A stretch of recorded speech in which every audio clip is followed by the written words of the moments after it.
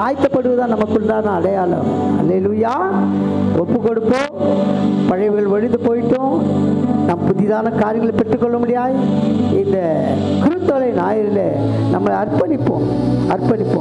இருதயங்களை கிழித்து நாம் ஒப்பு கொடுப்போம். கர்த்தர் பெரிய காரியங்களை செய்வாராக. அல்லேலூயா. Thank you Jesus. மகிமை உமக்கன்றோ, மாட்சிமை உமக்கன்றோ, மகிமை உமக்கன்றோ, மாட்சிமை உமக்கன்றோ, துதியும் புகழும் ஸ்தோத்திரமும் உமக்கன்றோ,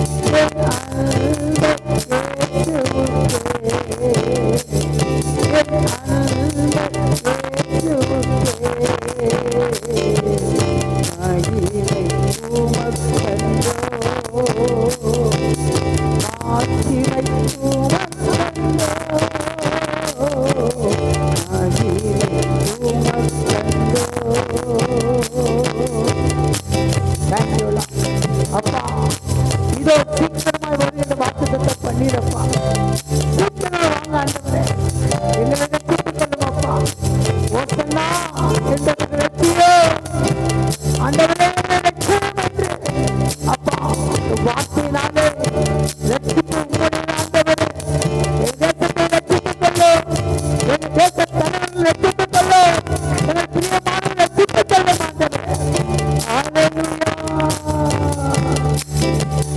எப்போதும் இருக்கின்ற இனிமேலும் வருகின்ற எங்கள் ராஜாவே.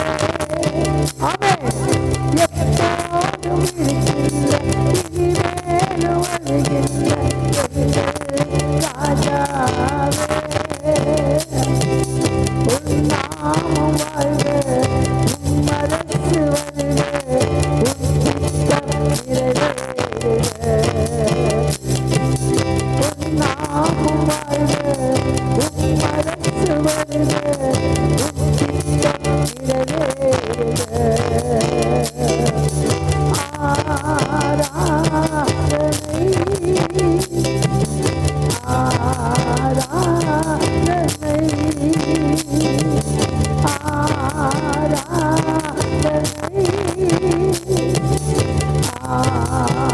ஆராதனை என் அன்பு இயேசுவே, என் அன்பு இயேசுவே. மகிமை உமக்கன்றோ, மாட்சிமை உமக்கன்றோ, மகிமை உமக்கன்றோ.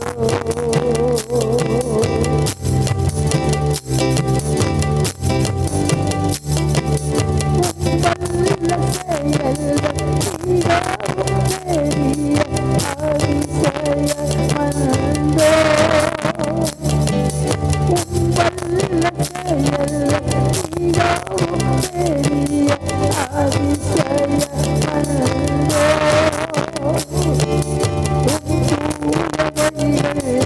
நேர்மையான சத்திய தீபமன்றோ.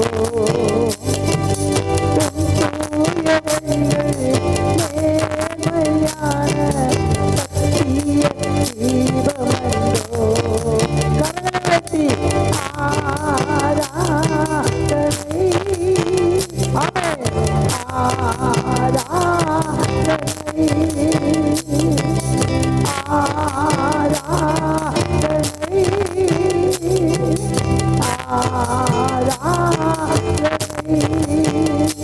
என்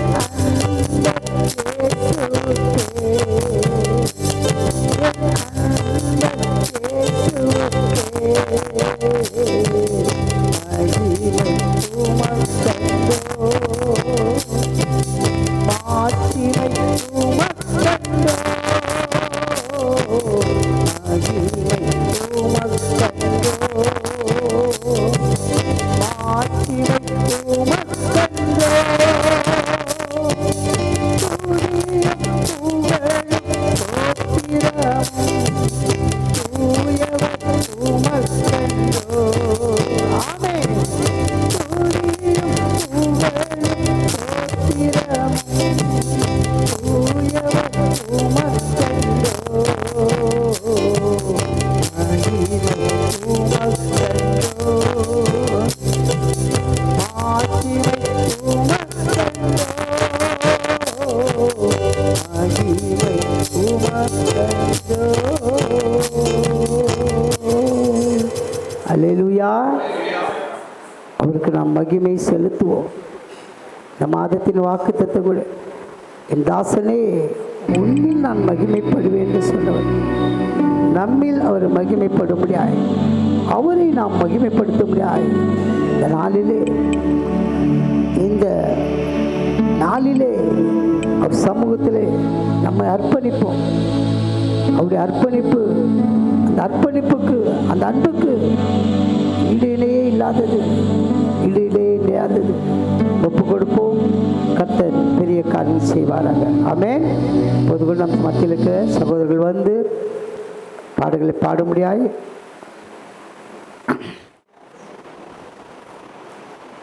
அவருடைய அந்த சிலுவை செல்வதற்கு முன்பாக அவர் முக்கியமான வார்த்தை 3 சுவிசேஷ புத்தகத்தில், யோவான் புத்தகத்தை தவிர 3 புத்தகத்தில், மத்தேயு 3:3, மார்க் 1:3, லூக்கா 3:3. மத்தேயு 3:3, மார்க் 1:3, லூக்கா 3:3. இதை மத்தேயு 3:3 நம்ம எடுத்து வாசிப்போம். இந்த இன்றைக்கு நாம் தியானிக்க போகிற கர்த்தருக்கு வழியை ஆயத்தப்படுத்துங்கள், கர்த்தருக்கு வழியை ஆயத்தப்படுத்துங்கள், அவருக்கு பாதைகளை செவ்வாய் பண்ணுங்கள், அவருக்கு பாதைகளை செவ்வாய் பண்ணுங்கள் என்று வனாந்திரத்திலே கூப்பிடுகிறவருடைய சத்தம் உண்டு என்று வனாந்தத்திலே கூப்பிடுகிற சத்தம் உண்டு என்று ஏசாயா தீர்க்கதரிசியினால் சொல்லப்பட்டவன் இவனே. அல்லேலூயா. அவருக்கு வழியை ஆயத்தப்படுத்துங்கள் என்று சொன்னது முதலாவதாக யோவான் ஸ்நானகன் தான். காரணம் என்னவென்றால், யோவான் ஸ்நானகன் ஏசப்பாக்கு ஞானஸ்தானம் கொடுத்தவர். ஏசப்பாக்கு ஞானஸ்தானம் கொடுத்தவர். அவர் யோனஸ்தானம் சொன்னார், அவருடைய பாதரட்சியின் அதை அழுத்து கூட நான் பாத்திரன் அல்ல. ஆண்டவர் சொல்கிறாரு, இதை செய்வது நீதியாக இருக்கிறது. நீதிபரர் சொல்கிறாரு, நீதியாக இருக்கிறது. அதனால் ஆண்டவர் அந்த இடத்துல அந்த பாதையின் வழியாக கடந்து சொல்கிறாரு. அந்த பாதையின் வழியாக கடந்து சொல்கிறாரு. இதுதான் ரொம்ப அவசியம். உன்னதாக கர்த்தருக்கு வழியை ஆயத்தப்படுத்துங்கள், அவர் பாதைகளை செவ்வாய் பண்ணுங்கள் என்று வனாந்தத்தில் கூப்பிட சத்தம் உண்டு என்று ஏசாயா தீர்க்கதரிசியினால் சொல்லப்பட்டவன் இவன். பிரியமானவர்களே, இது 3 சுவிசேஷ புத்தகத்திலும் இருக்குது. மத்தேயு 3:3, மார்க் 1:3, லூக்கா 3:3.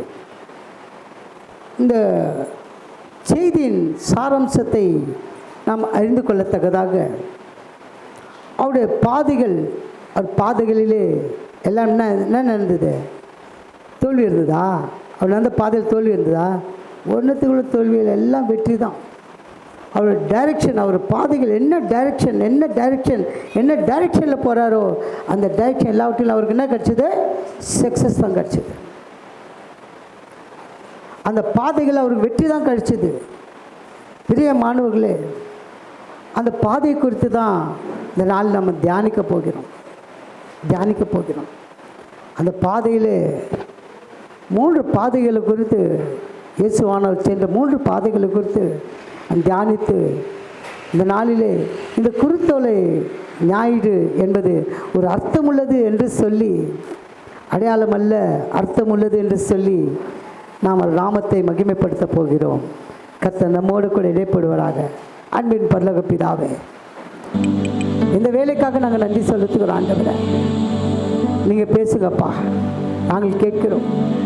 உடைய வசனம் எங்கள் கால்களுக்கு தெய்வமாய், எங்கள் பாதைக்கெல்லாம் வெளிச்சமாக இருப்ப நன்றி செலுத்துகிறோம். ஆண்டவரே, அப்பா, மனுஷன் அப்பத்தினால் மட்டுமல்ல, உடைய வாழ்ந்து புறப்படும் ஒரு வார்த்தையினால் பிழைப்பான் என்று சொன்னீரப்பா. நாங்கள் பிழைத்திருக்கும்படி எங்களோட பேசுங்கப்பா. தகப்பனே, வானமும் பூமியை ஒழிந்து போகணும், வார்த்தை ஒரு காலம் ஒழியாது என்று சொன்ன தேவனே, அப்பா, வாயிலிருந்து புறப்படும் வசனமும் இருக்கும். அது வெறுமையாக விடுத்து திரும்பாமல் அதை நீ அனுப்பின காரியமாகும்படி வாய்க்கும் என்று சொன்னீரப்பா. தகப்பனே, உமது சகல பிரதாபத்தை பார்க்கிறோம். வார்த்தையை மகிமைப்படுத்தி இருப்பதற்காக நன்றி செலுத்துகிறோம். பேசுங்கப்பா, நாங்கள் கேட்கிறோம். இயேசு கிறிஸ்துவின் நாமத்தினாலே வேண்டி செபிக்கிறோம் பிதாவே. ஆமென், ஆமென். அல்லேலூயா. சங்கீதங்களின் புத்தகம் 19ஆம் அதிகாரம். சங்கீதங்களின் புத்தகம், தாவீது எழுதின சங்கீதங்களின் புத்தகம் 19ஆம் அதிகாரம் 5ஆம் வசனத்தை வாசிக்க கேட்போம். அது தன் மன வரையிலிருந்து புறப்படுகிற மணவாளனை போல் இருந்து பராக்கிரமசாலியை போல் தன் பாதையில் ஓட மகிழ்ச்சியா இருக்கிறது. மணவாளன் யாருமா? கரங்களை தட்டுவோமா? அது தன் மனவரையிலிருந்து புறப்படுகிற மணவாளனை போலிருந்து பராக்கிரமசாலியான கர்த்தர் தன் பாதையில் ஓட மகிழ்ச்சியா இருக்கிறார். அவர் கொடுத்த பாதை ரொம்ப கடினமான பாதை. நமக்கு யாருக்கும் கிடைக்கல, சந்தோஷப்படுங்க. ஏன்னா அவர் கிடைச்சது நமக்கு கிடைச்சா பதிலுக்கு நம்ம செய்திருவோம். கரெக்டா? யாருன்னா அறிஞ்சால் நம்ம என்ன பண்ணுவோம்? அப்படியே இன்னொரு கணத்தை காட்டுவோமா? கேட்டால் நான் ஏசா இன்னொரு கணத்தை காட்டு போடுறா ஒன்று அப்படின்னுவோம். யாருன்னா துப்பிட்டா அறிவில்லை உனக்கு, துப்புறேன்னு கேட்போம். யாருன்னா நம்ம வஸ்திரத்தை பிடிச்சா என்ன கேட்போம்? விட்டுருவோமா? நல்லா புரிஞ்சுக்கோங்க.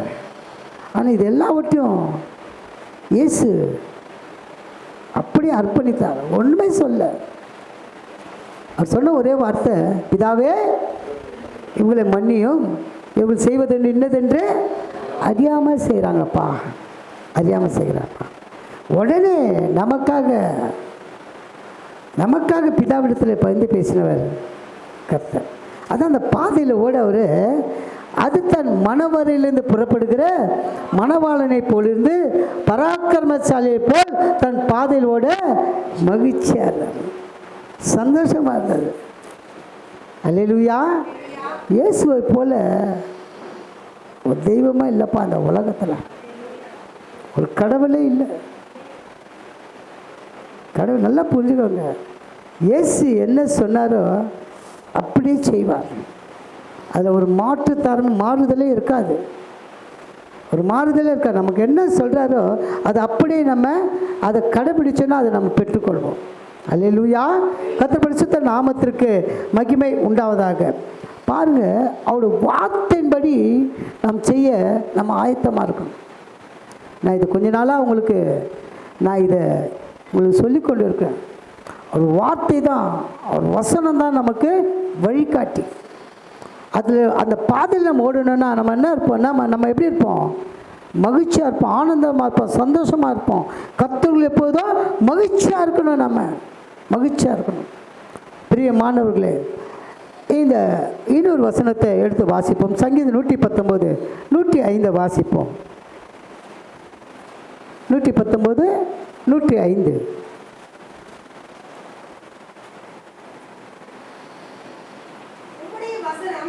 உம்முடைய வசனம் என் கால்களுக்கு தீபமும் என் பாதைக்கு வெளிச்சமாக இருக்கிறது. யாருடைய வசனம்? அவருடைய வார்த்தை.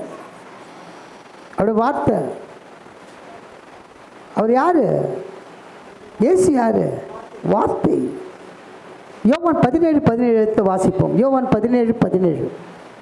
சத்தியத்தினாலே அவர்களை பரிசுத்தமாக்கும் வசனமே சத்தியம். அப்புறம் படிங்க, 17 முழுசா படிங்க. அதை 17:17 யோவான் 17:17.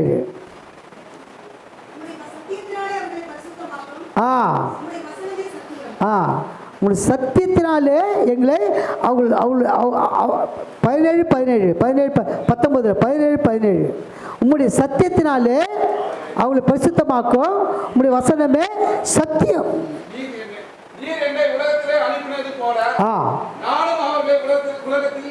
உலகத்தில் பிதாவானவர் அனுப்புகிறார்னா எதுக்காகனா அவரை அறிந்து கொள்ளும்படியாய், இயேசுவை அறிந்து கொள்ளும்படியாய், இயேசுவினாலே ரட்சிப்பை பெறும்படியாய் நீ என்னை உலகத்தில் அனுப்பினது போல நான் அவளை உலகத்தில் அனுப்புகிறேன். இப்போ நம்ம எதுக்காக அனுப்புகிறோன்னா சத்தியத்தை அறிந்து கொள்ள. நம்ம எதுக்காக ஜெனிக்கப்பட்டோம்? பலருக்கு அந்த சத்தியத்தை சொல்ல, சத்தியத்தை அறிவிக்க, சுவிசேஷத்தை அறிவிக்க தான் நம்மளை ஏற்படுத்தினார். பிதாவானவர் இயேசுவை அனுப்பினார். யாருக்காக அனுப்பினார்? நமக்காக அனுப்பினார். நம் பாவத்துக்கு மறித்து நீதிக்கு பிழைக்க வேண்டும், சத்தியத்தினாலே வளர வேண்டும். சங்கீதகாரன் சொன்னது போல உம்முடைய வசனம் என் கால்களுக்கு தீபமும் என் பாதைக்கு வெளிச்சம் இருப்பது போல. அவர் தான் வசனம், அவர் தான் சத்தியம். முதல்ல அவரை யார் என்று அறிந்து கொள்ள வேண்டும். அவர் யார் என்று நம்ம அறிந்து கொள்ள வேண்டும். அல்லேலூயா. கர்த்தர் பரிசுத்த நாமத்திற்கு மகிமை உண்டாவதாக. அவர் சங்கீதக்காரன் சொல்கிறான், சங்கீதம் 23:3 வாசிப்போம். சங்கீதக்காரன் 23:3. அவரின் ஆத்துமாவை தேற்றி தம்முடைய நாமத்தின் நிமித்தம் என்னை நீதியின் பாதைகளில் நடத்துகிறார். கரங்களை தட்டி கர்த்தர் நாமத்தை மகிமைப்படுத்தும். அவருடைய நாமத்தின் நிமித்தம் அவரின் ஆத்துமாவை தேற்றி. ஆத்துமா அறிவில்லாதது நல்லதல்ல. நல்லா புரிஞ்சுக்கோங்க. ஒவ்வொரு வசனுக்கும் ஜோடி இல்லாமல் இருக்காது. அவர் ஆத்துமாவை தேட்டார்னா அந்த ஆத்துமா அறிவில்லாமல் இருந்தது நல்லதல்ல. அவரின் ஆத்துமாவை தேற்றி தம்முடைய நாமத்தின் நிமித்தம் என்னை நீதியின் பாதைகளில் நடத்துகிறார். அந்த நீதியின் பாதையில் என்ன இருக்கு? படிங்க, வாசிங்க. நீதிமொழிகள் 12:28. சீக்கிரம் வாசிங்க. நம்ம இன்னும் குறிப்புக்குள்ளே போடல. இந்த வசனம்லாம் நான் மேற்கோள் காட்டி தான் குறிப்புக்குள்ள, அப்போ தான் உங்களுக்கு புரியும். நீதியின் பாதையில் ஜீவன் உண்டு, அந்த பாதையில் மரணம் இல்லை. அந்த பாதையில் மரணம் இல்லை. அவரின் ஆத்மாவை தேற்றி தம்முடைய நாமத்தின் என்னை நீதியின் பாதையில். அந்த பாதையில் என்ன இல்லை? மரணம் இல்லை. அந்த பாதையில் என்ன உண்டு? ஜீவன். ஒன்று உண்டு, ஒன்று இல்லை. ஜீவன் உண்டு, மரணம் இல்லை. அப்போது முழுமையாக ஆண்டவரை, நீதிபரரை, நியாயாதிபதியை நம்ம அறிந்து கொள்ள நம்ம ஒப்பு கொடுக்க வேண்டும். முழுமையாக அறிந்து கொள்ளணும். அவர் அப்பா நீர் யார் என்று நான் அறிவேன். பவுல் சொன்னார், யார் என்று உண்மை அறிவேன் ஆண்டவரே அப்படின்னு பவுல் சொன்னார். அதான் பவுலை அழகா நீ போ, புறஜாதிகளுக்கும் ராஜாக்களுக்கும் என் நாமத்தை சொல்ல உன்னை அனுப்புகிறேன் போன்னார். அல்லேலூயா. அவர் எந்த பாதையில் அவர் தெரிந்து கொண்டார்? தியானிக்க போகிறோம். பாருங்க, முதல்ல ஏசாயா தீர்க்கதரிசி கர்த்தருடைய பிறப்பு, அவருடைய ஊழியம், அவருடைய இறப்பு, அவருடைய உயிர்த்தெழுதல் எல்லாவற்றையும் ஏசாயா தீர்க்கதரிசி புத்தகம் தான் எழுதியிருக்கு. ஏசாயா தீர்க்கதரிசி புத்தகம் தான் எழுதியிருக்கு. நம்ம முதல்ல பார்த்தோம் இல்லையா? மத்தேயு 3:3, மார்க்கு 1:3, லூக்கா 3:3. இதுக்கு முன்னால் யார் சொன்னதுன்னா ஏசாயா சொன்னார். எடுத்து வாசிப்போம்.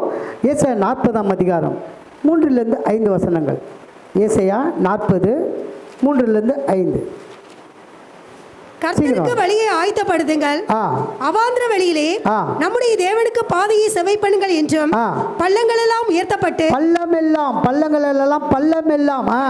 உயர்த்தப்பட்டு சகல மலையும் குன்றும் தாழ்த்தப்பட்டு கோணலானது செவ்வையாக்கி கரடுபுரடானவை சமமாக்கப்படும் என்றும், கர்த்தரின் மகிமை வெளியரங்கமாகும், மாம்சமான யாவும் அதை ஏகமாய் காணும், கர்த்தரின் வாக்கு அதை உரைத்தது என்றும் வனாந்திரத்தில் கூப்பிடுகிற சத்தம் உண்டாயிற்று. அல்லேலூயா. கர்த்தர் பரிசுத்த நாமத்திற்கு மகிமை உண்டாதாக. இதை தான் இந்த 3 சுவிசேஷ புத்தகத்தில் அழகாக எழுதியிருக்காங்க. அது ஒரு வசனம் வாசிப்போம். நம்ம மார்க் 1:3 வாசிங்க. மார்க் 1:3 வாசிங்க. கர்த்தருக்கு வழியை ஆயத்தப்படுத்துங்கள், அவருக்கு பாதையை செவ்வை பண்ணுங்கள் என்று வனாந்திரத்திலே கூப்பிடுகிறவருடைய சத்தம் உண்டாகும் என்றும், தீர்க்க தரிசன ஆகமங்களில் எழுதியிருக்கிற பிரகாரமாய் அதுதான் இந்த ஏசாயா. இன்னொரு இடத்துல அழகாக சொல்லியிருப்பாங்க. ஏசாயா அதை போடுங்க. லூக்கா 3:3 வாசிங்க. 3:3 போடுப்பா. அப்பொழுது கர்த்தருக்கு வழியை ஆயத்தப்படுத்துங்கள், ஆ. அவருக்கு பாதையை செவ்வாய் பண்ணுங்கள் என்றும், ஆ. பள்ளங்கள் எல்லாம் நிரப்பப்படும், ஆ. சகல மலைகளும் குன்றுகளும் தாழ்த்தப்படும், ஆ. கோணலானவைகள் செவ்வையாகும், ஆ. கரடானவைகள் சமமாகும் என்றும், ஆ. மாம்சமான யாவரும் ஆ. தேவனுடைய ரட்சிப்பை காண்பார்கள் என்றும், ஆ. வனாந்திரத்திலே கூப்பிடுகிறவருடைய சத்தம் உண்டாகும் என்று ஆ. ஏசியா தீர்க்கதரிசியின் ஆகமங்கள் எழுதியிருக்கிற பிரகாரம். கரைகளை தட்டி கத்த நாமத்தை மகிமைப்படுத்தும். 3 காரியம், வித்தியாசமான காரியத்தில் 3 ஆகமத்தில் எழுதியிருக்கு. ஆனால் லூக்கால கரெக்டாக ஏசியா தீர்க்கதரிசி ஆகமத்தில் இது சொல்லப்பட்ட 40ஆம் அதிகாரம், ஏசாயா 40 3 முதல் 5 வசனங்களில் சொல்லப்பட்ட வார்த்தை லூக்கா 3:3 அப்படியே எழுதப்பட்டிருக்கிறது. பிரியமானவர்களே, அப்படியே எழுதப்பட்டிருக்கிறது. இயேசு மரித்தார் என்று சர்டிஃபிகேட் கொடுத்தது யார்? லூக்கா தான் கொடுத்தாரு. டாக்டர் லூக்கா டாக்டர், அவர் தான் சர்டிஃபிகேட் கொடுத்தாரு. இயேசு மரிச்சிட்டாரு, இயேசு மரிச்சிட்டாரு, இப்போ அடக்கம் பண்ணுங்க. அப்போ அவர் தான், அந்த லூக்கா தான் எழுதுறாரு. ஏசியா தீர்க்கதரிசி புத்தகத்தில் சொல்லப்பட்ட வார்த்தை அப்படி நிறைவேறிற்று. பிரியமானவர்களே, அவர் பாதைக்கு நாம் செல்வது கடினமானது தான். இயேசுவின் பாதையில் நம்ம செல்லவே முடியாது. அவருடைய அடிச்சுவடுகளை பின்பற்ற முடியும். ஆனால் பாதைகளில் நம்ம என்ன பண்ண முடியாது? போக முடியாது. கர்த்தர் சமூகத்தில் அவர் சொன்ன வார்த்தைக்கு 2 பேர் கீழ்ப்படிந்தாங்க. இந்த வார்த்தைகள் நான் போல 2 பேர் சொன்ன வார்த்தைக்கு அப்படியே கீழ்ப்படிந்தாங்க. பழைய ஏற்பாட்டில் ஒருத்தரும் புதிய ஏற்பாட்டில் ஒருத்தரும். அவர் என்ன சொன்னாரோ அப்படியே கீழ்ப்படிந்து தன் வாழ்க்கையை அப்படியே அர்ப்பணித்து கொண்டாங்க. முதலாவதாக யார்? ஆபிரகாம். நோவா காலத்துலலாம் கர்த்தரை அந்த அளவுக்கு தொழுது கொள்ளலை. ஏன்னா நோவாவை தவிர ஆபிரகாம் வந்த உடனே அவன் சன்னதியில் கர்த்தரை தொழுது கொண்டாங்க. ஆனால் கீழ்ப்படிந்தது இவர் தான். நோவா காலத்தில் ஜலப்பிரளயம் உண்டானது அந்த ஜனங்கள் செய்த பாவத்தினால தான். எல்லாரையும் மூடி போட்டாச்சு அந்த ஜலப்பிரளயம், நோவா 8 பேரை தவிர. அன்றைக்கு அவர் சொன்னது, இனிமேல் நான் என்ன அழிக்க மாட்டேன், தண்ணீரால் வெள்ளத்தினால் அழிக்க மாட்டேன்னு சொல்லி ஒரு உடன்படிக்கை வச்சுட்டாரு. அந்த உடன்படி நிமித்தமாக ஆபிரகாமுக்கு சொன்னார். எடுத்து வாசிப்போம். ஆதியாகமம் புத்தகம் 12:1 சீக்கிரம் வாசிங்க. ஆதியாகமம் 12:1. கர்த்தர் ஆபிரகாம் இல்லை, ஆபிராம். அதெல்லாம் நீங்கள் ரொம்ப உன்னிப்பாக படிக்கணும். ஒரு வார்த்தை மிஸ் ஆனால் கூட அது வேறு மாதிரி ஆகிடும். ஏன்னா முதல்ல ஆசிரியத்துக்கு முன்பாக அவன் பேர் என்னது? ஆபிராம். ஆசிரியப்பட்ட பின் தான் ஆபிரகாமா மாறுறாரு. படிக்க சிஸ்டர். கர்த்தர் ஆபிரகாமை நோக்கி, நீ உன் தேசத்தையும் உன் இனத்தையும் உன் தகப்பனுடைய வீட்டையும் விட்டு புறப்பட்டு நான் உனக்கு காண்பிக்கும் தேசத்துக்கு போ.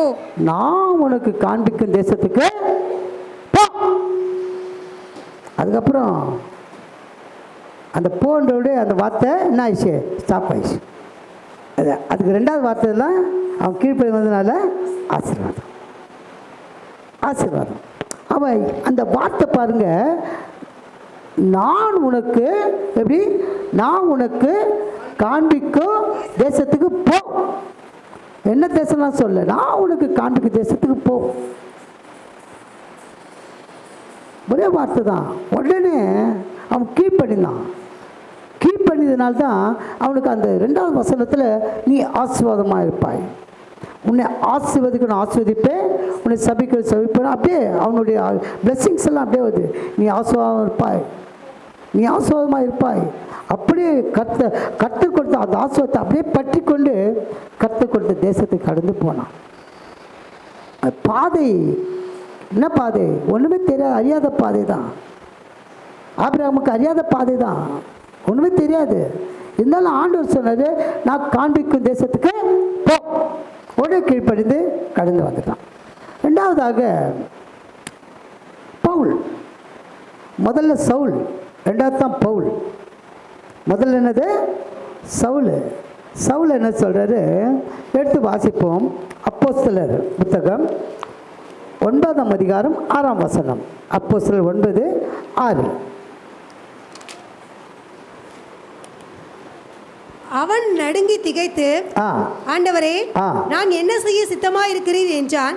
அதற்கு கர்த்தர், நீ எழுந்து பட்டணத்துக்குள்ளே போ, நீ செய்ய வேண்டியது அங்கே உனக்கு சொல்லப்படும் என்றார். பாருங்க, இந்த சவுல் வந்து என்ன பண்ணியிருந்தானா, எல்லாரும் என்ன பண்ணியிருந்தான், துன்பப்படுத்தியிருந்தான்.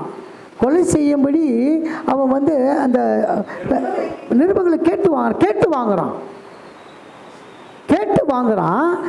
வாங்கும்போது ஆண்டவர் வந்து என்ன பண்ணுறார் பாருங்க, அவனை 4 வாசிங்க, 4 வாசிங்க, 3 வாசிங்க.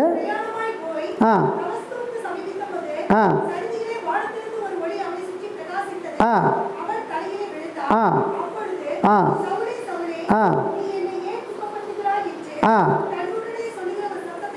ஆ அதற்கு அவன் ஆ ஆ ஆ ஆ ஆ படிங்க. ஆ ஆ ஆ ஆ பாருங்க, உடனே ஆண்டவர் சொன்ன வார்த்தைக்கு ஆண்டவரே பயப்படுறான், நடுங்கி திகைக்கிறான், பயப்படுறான். பயந்த உடனே ஆண்டவரே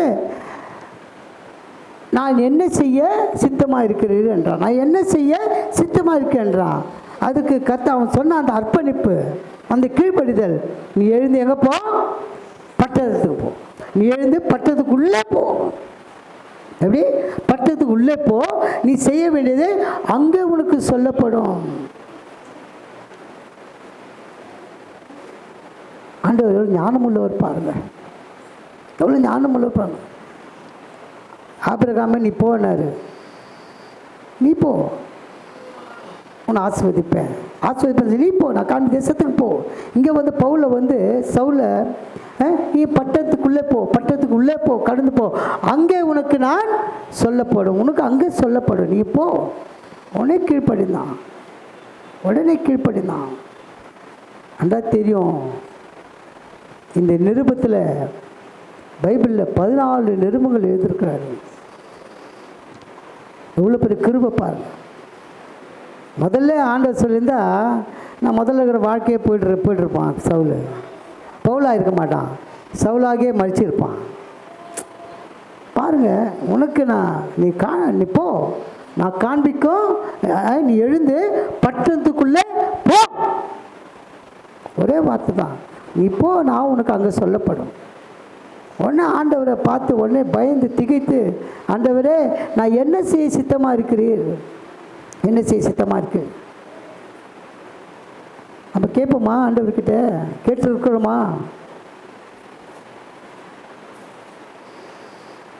சிந்தித்து பாருங்க. கடினமான பாதை, அந்த பாதையில் போகிறது சாதாரண வார்த்தையே இல்லை, வாழ்க்கையே இல்லை. வனாந்தரத்தில் கூப்பிடுற சத்தத்தை கேட்டார்.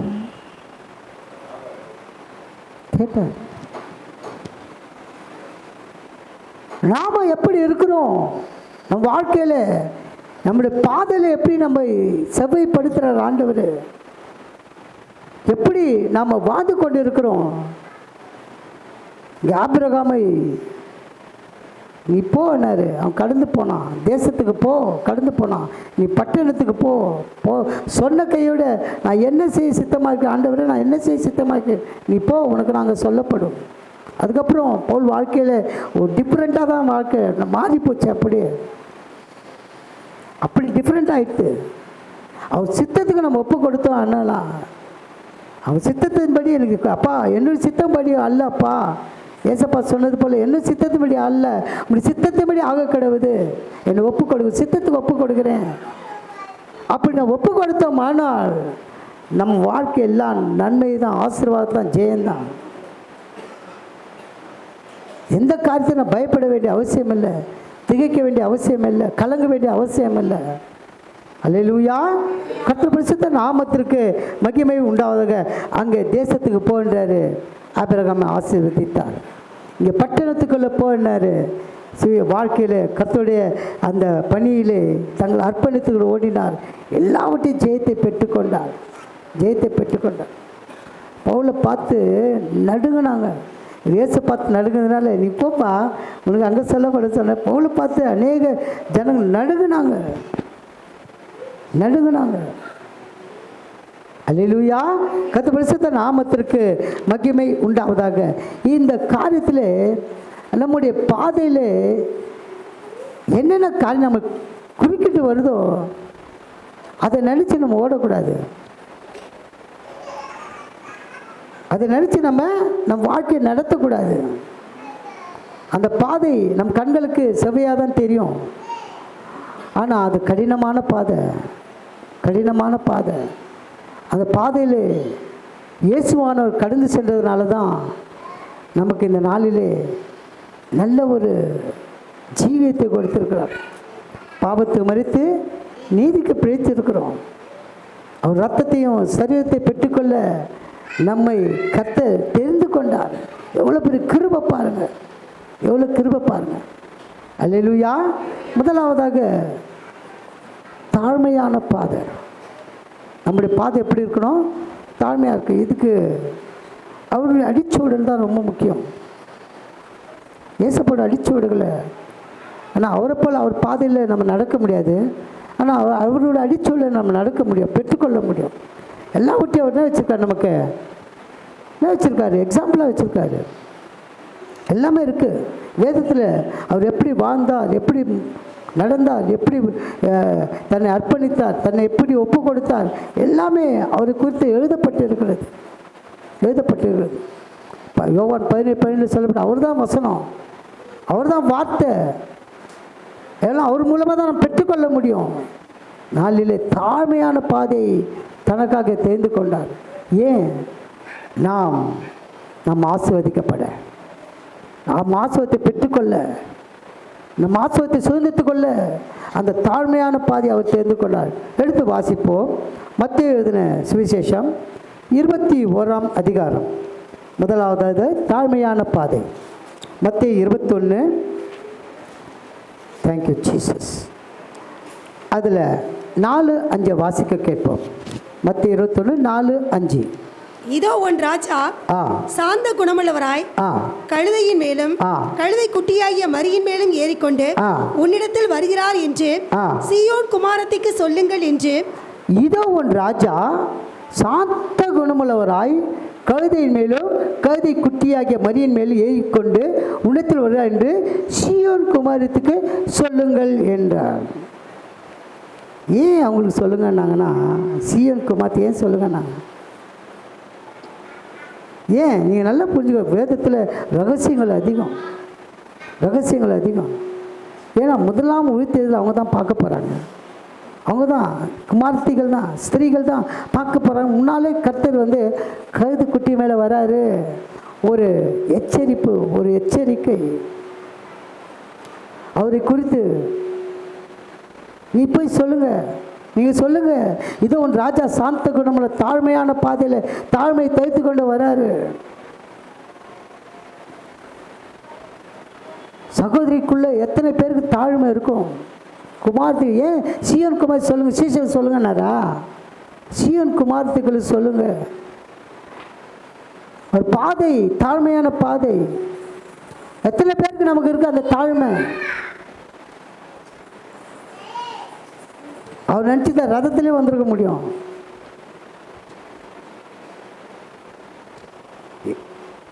கேட்டுதான் கொடுத்துருப்பாரு. 5 அப்பம் 2 மீன் 5000 பேருக்கு கொடுத்த பிதா கட்டளிட்டாரு.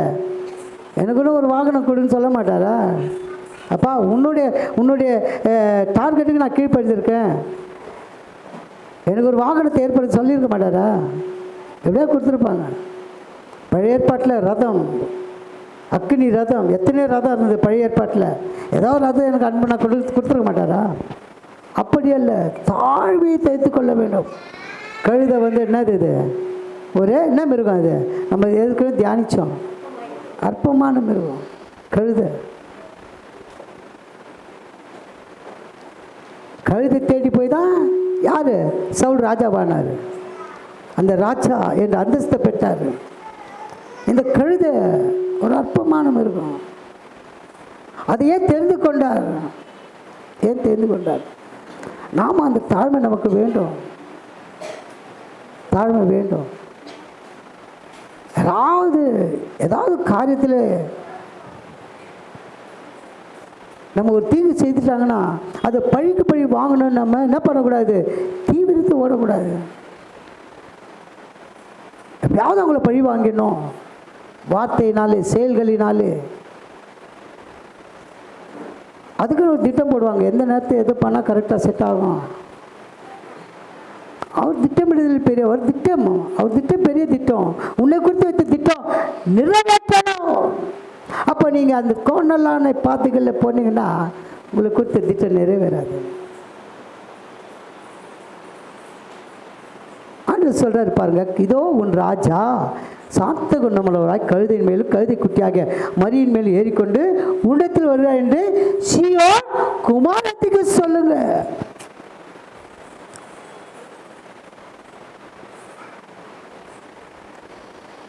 அல்லேலூயா. கர்த்தருடைய பரிசுத்த நாமத்திற்கு மகிமை உண்டாகுது. இதில் 1லேருந்து வாசிங்க சிஸ்டர். அதே 21 வாசிங்க. அவர்கள் எருசலேமுக்கு சமீபமாய் சேர்ந்து ஒலிவுமலைக்கு அருகான பெத்பகேவுக்கு வந்தபோது இயேசுவானவர் சீஷரில் 2 பேரை நோக்கி, உங்களுக்கு எதிரே இருக்கிற கிராமத்துக்கு போங்கள். போன உடனே அங்கே ஒரு கழுதையையும் அதனோட ஒரு குட்டியையும் கட்டியிருக்க காண்பீர்கள். அவைகளை அவிழ்த்து என்னிடத்தில் கொண்டு வாருங்கள். ஒருவன் உங்களுக்கு ஏதாகிலும் சொன்னால் இவைகள் ஆண்டவருக்கு வேண்டும் என்று சொல்லுங்கள், உடனே அவைகளை அனுப்பிவிடுவான் என்று சொல்லி அவர்களை அனுப்பினார். இதோ உன் ராஜா சாந்த குணமுள்ளவராய் கழுதையின் மேலும் கழுதை குட்டியாகிய மரியின் மேலும் ஏறிக்கொண்டு உன்னிடத்தில் வருகிறார் என்று சீயோன் குமாரத்திற்கு சொல்லுங்கள் என்று தீர்க்கதரிசியினால் உரைக்கப்பட்டது. நிறைவேறும்படி இதெல்லாம் நடந்தது. அல்லேலூயா. இங்க குமாரத்திற்கு சொல்லுங்க, இங்க சீஷர் கட்ட போங்க. நீ எதில் முடிச்சு போட்டுக்கிறீங்களோ எல்லாம் கட்டி அழுங்க. முதல்ல சீயோன் குமாரத்துக்கு என்ன சொன்னார்? தன் வருகை குறித்து சொல்கிறாரு. நீங்கள் வந்து பாருங்கள், உங்கள் தாழ்மையை கட்டல் எடுங்க. சீஷர் என்ன சொல்கிறாருன்னா, நீ கட்டி வைத்திருக்க அவிழ்களை கட்டி அவிழுங்க. முதல்ல எதில் கட்டப்பட்டிருக்கீங்க கொஞ்சம் சிந்தித்து பாருங்கள். சகோதரர்கள், சீஷர்கள் சகோதரர்கள் எதில் நாம் கட்டப்பட்டு இருக்கிறோம்? உலகத்து காரியம் கட்டப்பட்டு இருக்கிறோமா? சிந்தித்து பாருங்கள். எல்லாம் முன்குறித்தபடி எல்லாம் தீர்க்கதரிசியால் எழுதியிருக்கிறபடி நிறைவேறணும் நம்ம வாழ்க்கையில். இயேசுவான வாழ்க்கை எல்லாம் நிறைவேறிற்று. கடைசி ஆவியை ஒப்புக்கொடு, எல்லாம் நிறைவேறிட்டுன்றார். கடைசியாக சொல்கிறார், என் ஆவியை உங்களிடத்தில் ஒப்பு கொடுக்கிறேன், எல்லாம் நிறைவேறிற்று. எல்லாம் ஒன்று கூட குறையலை. ஒன்று கூட அவர் கொடுத்த காரியத்தில் ஒன்று கூட குறையப்படலை. ஒன்று நிறைவேறாமல் எல்லாம் நிறைவேறிற்று. அல்லேலூயா. நம்ம எப்படி வாழ்ந்து கொண்டு இருக்கிறோம்? அந்த தாழ்மையான பாதையிலே நாம் போகிறோமா? சிந்தித்து பாருங்க சகோதர சகோதரிகளே. வாழ்க்கையில் பெற்றுக்கொண்டோ என்று ஓடுவதை விட இன்னும் அநேகத்திலே நான் அறிந்து கொள்ள வேண்டும். ஆண்டவரே, உண்மை அறிந்து கொள்ள வேண்டும். நான் சத்தியத்தை அறிந்து கொள்ள, சத்தியத்தில் புரிதல் இருக்க வேண்டும். ஆண்டவரே, உங்களுடைய தாழ்மையான பாதையில் என்னை கொண்டு செல்லுங்கப்பா. தாழ்மையான பாதையை கொண்டு செல்லுங்க. வசனத்தை பாரு, உங்களுக்கு எதிரே இருக்கிற கிராமத்துக்கு போங்கள். போன உடனே அங்கே ஒரு கழுதையும் அது ஒரு குட்டியும் கட்டியிருக்க காண்பீர்கள். அவைகளை அவிழ்த்து எனக்கு எழுதி கொண்டு வாருங்க சொல்லுவாங்க. உலகத்தார் சொல்லுவாங்க, இயேசு விடத்தில் போனால் என்ன கிடைக்கும் உங்களுக்கு? நித்திய ஜீவன் கிடைக்கும். தைரியமாக சொல், நித்திய ஜீவன் கிடைக்கும். இந்த உலகத்தில் ஒன்றுமே இல்லை, எதுவுமே கொண்டு வரல, எதுவும் கொண்டு போக முடியாது. ஆனால் வருகையில் நான் எதிர்கொண்டு போக முடியும். கரங்களை தட்டி கத்த நாமத்தை போட்டு அவன் வருகை நான் எதிர்கொண்டு போக முடியும். மரித்தால் நாம் 2ஆம் உயிர்த்தெழுந்து உயிர் பெற்று எழ முடியும். மரித்து உயிர்த்தெழுதலை பெற முடியும். அந்த நித்தியம் நமக்கு வேண்டும், அந்த நித்தியம் வேண்டும். அப்போ முதல்ல ஆண்டவர் வார்த்தைக்கு கீழ்ப்படி தாழ்மையாக நடந்து கொள்ள வேண்டும். அந்த தாழ்மை நம்மக்கிட்ட வேண்டும், தாழ்மை நம்மக்கிட்ட வேண்டும். அல்லேலூயா. கர்த்தருடைய பரிசுத்த நாமத்திற்கு மகிமை உண்டாவதாக. இதில் இன்னொரு வசனத்தை வாசிப்போம். மார்க்கு 14:21. மார்க்கு 14:21. மார்க் எழுதின சுவிசேஷம் 14:21. மனுஷகுமாரன் தம்மை குறித்து எழுதியிருக்கிறபடியே போகிறார். ஆகிலும் எந்த மனுஷனால் மனுஷகுமாரன் காட்டிக் கொடுக்கப்படுகிறாரோ அந்த மனுஷனுக்கு ஐயோ, அந்த மனுஷன் பிறவாதிருந்தானால் நலமா இருக்கும் என்றார். பாருங்க, மனுஷகுமாரன் தம்மை குறித்து எழுதியிருக்கிறபடியே போகிறார். ஆகிலும் எந்த மனுஷனால் மனுஷகுமாரன் காட்டிக் கொள்ளப்படுகிறானோ. புரிஞ்சா உங்களுக்கு? எந்த காட்சி நம்ம ஆண்டவர் காட்டி கொடுக்கிறோம்?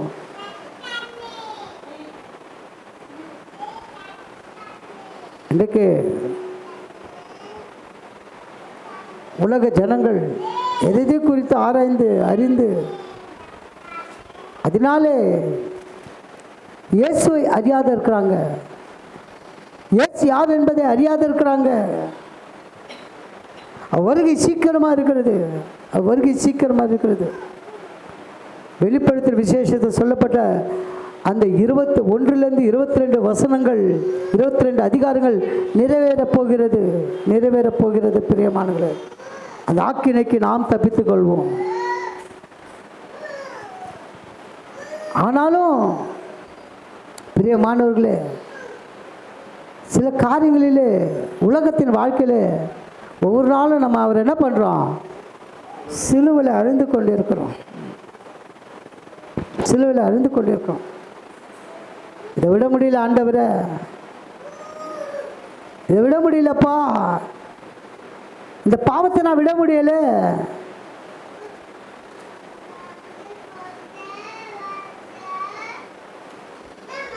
உனக்கு கீழ்ப்படியாமல் போகிறேன் ஆண்டவரே, உனக்கு கீழ்ப்படியாமல் போகிறேன். நான் காண்பிக்கும் தேசத்துக்கு போனதுனால தான் ஆசை. கர்த்தர் பரிசுத்த நாமத்திற்கு மகிமை உண்டாவதாக. இன்னொரு வசனத்தை நம்ம வாசிப்போம். வெளிப்படுத்தல் விசேஷம்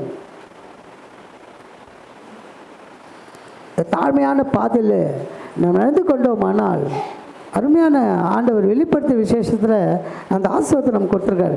வெளிப்படுத்தல் விசேஷம் எப்படின்னா நமக்காக எழுதப்படலை, அது நமக்காக நம்ம அறிந்து கொள்ள வேண்டும், புரிந்து கொள்ள வேண்டும், அதை நம்ம தியானிக்க வேண்டும், சத்தியத்தை அறிந்து கொள்ள வேண்டும். நமக்காக அந்த சத்தியத்தை அறிந்து கொள்ள வேண்டும் தான் வெளிப்படுத்த விசேஷம்.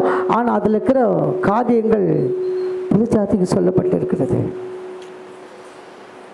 சொல்லப்பட்டிருக்கிறது. அந்த ஆசீர்வாதத்தை பெற்றுக்கொள்ள படிப்போம். வெளிப்படுத்தல் விசேஷம் 7ஆம் அதிகாரம். வெளிப்படுத்தல் விசேஷம் 7ஆம் அதிகாரம். அதில்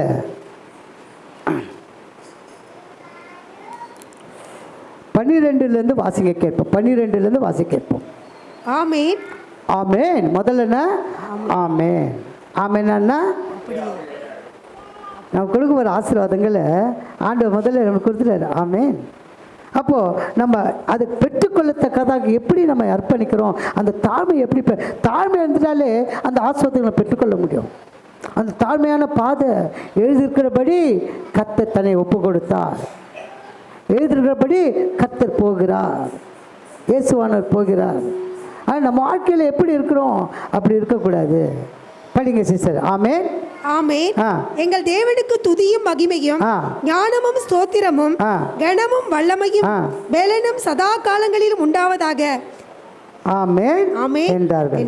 பாருங்க, ஆமென் முதல்ல துவங்கும் போது ஆமென், முடியும் போது அது வாக்கு தத்தங்கள் எல்லாம் எப்படி இருக்கு? ஆமென்றும் ஆமென் என்று உள்ளது, ஆமென் என்று உள்ளது. அப்போ அந்த வாக்கு தத்தத்தை நம்ம புரிந்து கொள்ள பெற்றுக்கொள்ள நமக்கு கொடுக்கப்பட்ட காரியத்தில் நம்ம எப்பவுமே தாழ்மையாக நடந்து கொள்ள வேண்டும். அந்த தாழ்மையான பாதையை தெரிந்து கொள்ள வேண்டும். படிங்க சிஸ்டர்.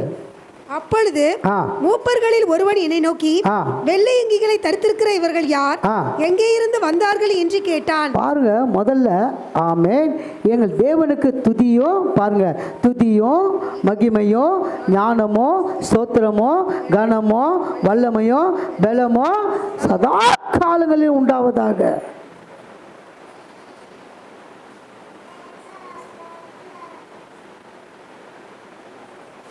நம்ம அப்படி ஆண்டவருக்கு மகிமை செலுத்தணும்.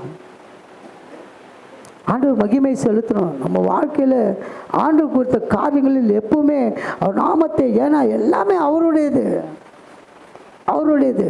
இதில் பாருங்கள், நமக்கு தேவன் கொடுத்துக்கிற ஞானம் வல்லமை பலன் கனம் நமக்கு கொடுத்துருக்காரு.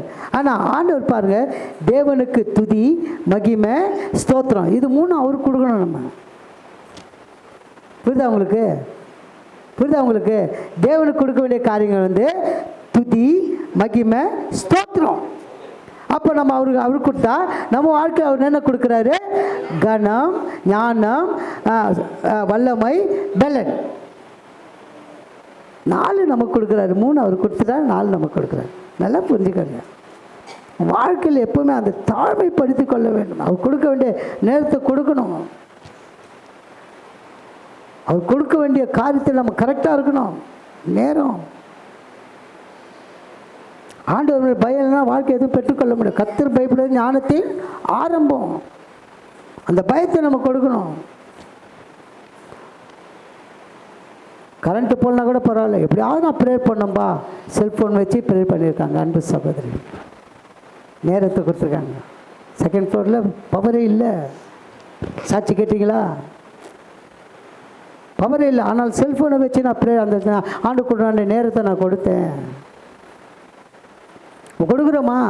கொடுத்தா தான் ஆசீர்வாதத்தை பெற்றுக்கொள்ள முடியும், கனத்தை பெற்றுக்கொள்ள முடியும், பலத்தை பெற்றுக்கொள்ள முடியும், ஞானத்தை பெற்றுக்கொள்ள முடியும், வல்லமையை பெற்றுக்கொள்ள முடியும். அது நம்ம செய்ய வேண்டிய காரியம் துதி ஸ்தோத்திரம் மகிமை. படிக்க சிஸ்டர், அதுலேருந்து 13. அதற்கு அப்பொழுது மூப்பர்களில் ஒருவன் என்னை நோக்கி, வெள்ளை அங்கிகளை தரித்திருக்கிற இவர்கள் யார், எங்கே இருந்து வந்தார்கள் என்று கேட்டான். அதற்கு நான், ஆண்டவனே அது உமக்கே தெரியும் என்றேன். அப்பொழுது அவன், இவர்கள் மிகுந்த உபத்திரவத்திலிருந்து வந்தவர்கள். யாருப்பா? யாரு? நாமதான்.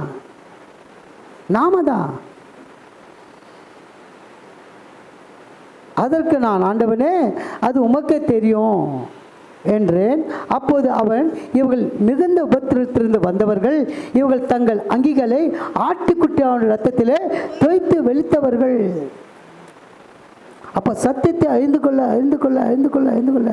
நம்ம ஆத்மா எப்படி ஆகிடும்? வண்ணானுக்கு போட்ட துணி மாதிரி வெளுத்தவர்கள். அப்போ முதல்ல கர்த்தர் பயப்பட பயம் நமக்கு வேணும். சரியான நேரத்துக்கு சபைக்கு வாங்க. நான் தொடர்ந்து சொல்லினே இருப்பேன், சரியாக வர வரைக்கும் சொல்லினே இருப்பேன். ஞாயிற்றுக்கிழமை ஒரு நாள் நீங்கள் லேட் பண்ணாதீங்க. நேற்று கூட அருமையான மெசேஜ் போட்டார் நம்ம சுரேஷ் அவர்கள், பிரதர் சுரேஷ். அருமையான சபைக்கு சரியான நேரத்தை கொடுங்க, நீங்கள் ஆசீர்வதிக்கப்படுவீங்க. ஆண்டுக்கு உண்டான நேரத்தை கொடுங்க. 8 மணினா 7:30 மணிக்கு வரணும். இயேசு சபையிலெல்லாம் 6 மணிக்கு வந்து முழங்கால் பண்ணிட்டு இருப்பாங்க.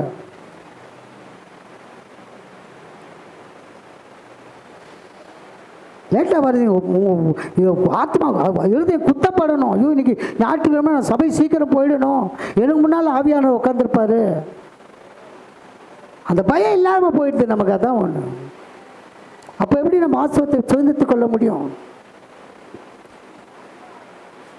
அல்லேலூயா. ஒசன்னா பாட வந்திருக்கிறோம். ஒசன்னான்னு ரட்சிப்பு. மற்றவர்களாக ஜெபிக்கிற நாம் எப்படி இருக்கோம்? நாம் எப்படி இருக்கிறோம்? மற்றவர்கள் சத்தியம் சொல்லுகிற நான் எப்படி இருக்கணும்? பவுல் தான் எழுதுறாரு, மற்றவர்கள் சத்தியம் சொல்லு நான். அல்லேலூயா. கர்த்தருடைய நாமத்திற்கு மகிமை உண்டாவதாக. இப்போ நானே ஒரு 8:30 மணிக்கு வந்துட்டா நீங்கள் என்ன நினைப்பீங்க? அவரே வராரு, 8:30 மணி தான் வராரு. நீங்கள் ரொம்ப சபையில் அப்படி தான். ஊழியக்காரங்க ஃபுல்ஃபில் நிற்கிறவங்க லேட்டாக தான் வராங்க. ரொம்ப சபையில் நடக்குது இது.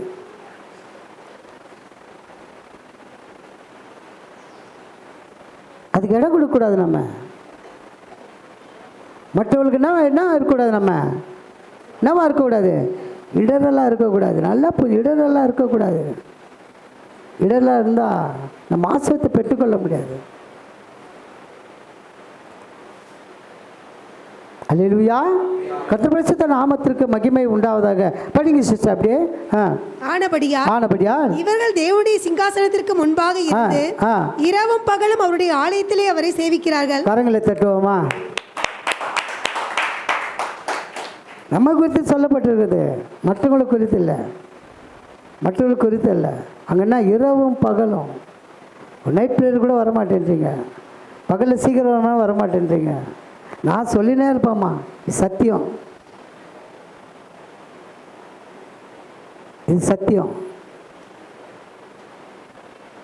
தாழ்மை இருக்கா? தாழ்மை இருக்கா? ஒரு மணி நேரத்துக்கு முன்னால் எழுந்து வரீங்களா? எழுந்து வருமா? நம்ம 8 மணினா 8 மணி ஷார்ப்பாக இருங்க சபையில். அந்த ஞாயிற்றுக்கு ஒரு நாள் சாப்பாடெல்லாம் வேணாம் நமக்கு, அதெல்லாம் ஆண்டவர் கொடுப்பார்.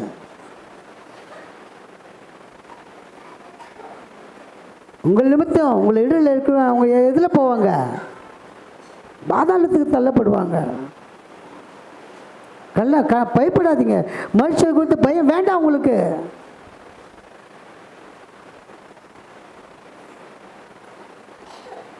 நீங்கள் எந்த அளவுக்கு நீங்கள் ஆண்டு உண்மையாக இருக்கிறவங்களா அவங்க மனசை மாற்றுவார் ஆண்டவர். அல்லேலூயா.